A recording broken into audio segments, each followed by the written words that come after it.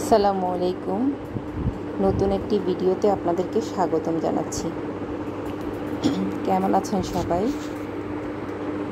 আমি অনেক ভালো আছি। আজকে সকালে খুব সহজে চালের গুঁড়া আর একটা ডিম দিয়ে দেখেন কত সহজে নাস্তা বানিয়ে ফেলতেছি। এটা অনেক সহজ, জাস্ট 5-6 মিনিটের মধ্যে নাস্তা কমপ্লিট হয়ে যায়। একটু গরম পানি, একটু চালের গুঁড়া, একটু লবণ দিয়ে এই নাস্তাটা কমপ্লিট। চুলাতে একটা দস্তার কড়াই বসিয়ে তারপর এটাতে 1 চামচ দিয়ে, 1 চামচ থেকে একটু বেশি, যার যার ইচ্ছা মতো, ছোটো বানাতে চাইলে ছোটো, বড় বানাইতে চাইলে বড়। তারপর এটাকে একটু ছড়িয়ে দিলাম। ঢাকনা দেওয়ার পরে একটু তাপমাত্রা একটু হাই রাখতে হবে। এই দেখেন জাস্ট 1-1.5 মিনিটের মধ্যে হয়ে যায়। মনে হয় 1 মিনিটও লাগে না। এটা গরুর মাংস, মুরগি, ওইটাও যদি না থাকে তাহলে আলু ভাজি বা আপনার একটা পেঁয়াজ মরিচ দিয়ে ডিম ভেজে খাওয়া যায়। এটা অনেক মজার। আজকের রান্নাতে আমার হচ্ছে ঢেঁড়স, তারপর চিংড়ি মাছ, আর আরেকটা হচ্ছে কলা দিয়ে একটা ডিম দিয়ে একটা রেসিপি করব। জাস্ট অনলি একটা ডিম।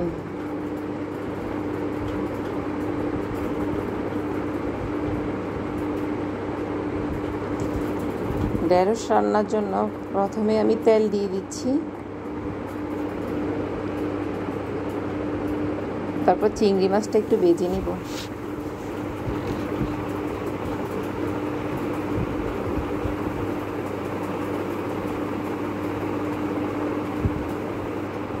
এই তো আমার মাছ ভাজা হয়ে গেছে।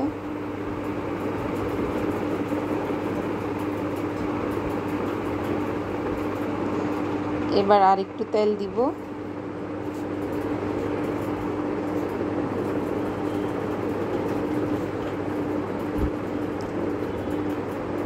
এবার আলু আর ঢেঁড়সগুলোকে একটু ভেজে নেব। আলু যেহেতু সেদ্ধ হতে সময় লাগে, এই জন্য আলুটা আগে দিয়ে একটু আলুটাকে ভেজে নেব। একটু লবণ অ্যাড করে দিচ্ছি। আলুটা একটু লাল হওয়ার পরে ঢেঁড়সটা দিয়ে দিচ্ছি, হালকা ব্রাউন কালার হওয়ার পর। ঢেঁড়স আলু ভাজা শেষ। এখন আর একটু তেল দিয়ে দিচ্ছি। তেল আমি একটু একটু করে অ্যাড করেছি, যেহেতু 3বার করতে হয়েছে। এবার দিয়ে দিচ্ছি পেঁয়াজ কুচি।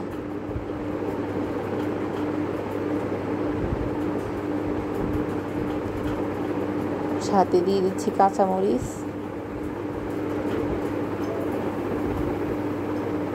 পেঁয়াজগুলোকে একটু ভেজে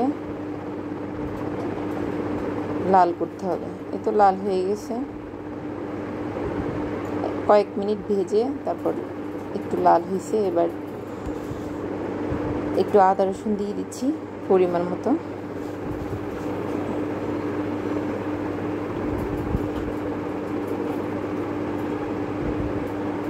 তারপর দিয়ে দিচ্ছি একটু হলুদ গুঁড়া, দিয়ে দিচ্ছি মরিচ গুঁড়া। যেহেতু কাঁচামরিচ আমি বেশি খাই, এই জন্য মরিচটা একটু কম দিয়েছি। আর একটু দিয়ে দিব পানি। তারপর চিংড়ি মাছ দিয়ে দিয়েছি।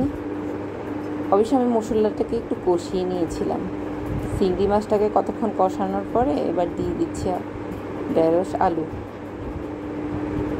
ঢেঁড়স আলুটাকে একটু নেড়ে ছেড়ে তারপরে যাতে পোড়া না লাগে আমি একটু পানি অ্যাড করে দিয়ে কতক্ষণ কষিয়ে নিয়ে এখন একেবারে পানি দিয়ে,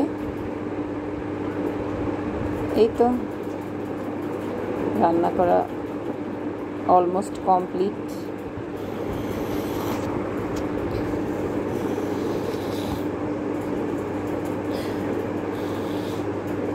রান্নার শেষে কালারটা তো অনেক সুন্দর আসতেছে, তাই না?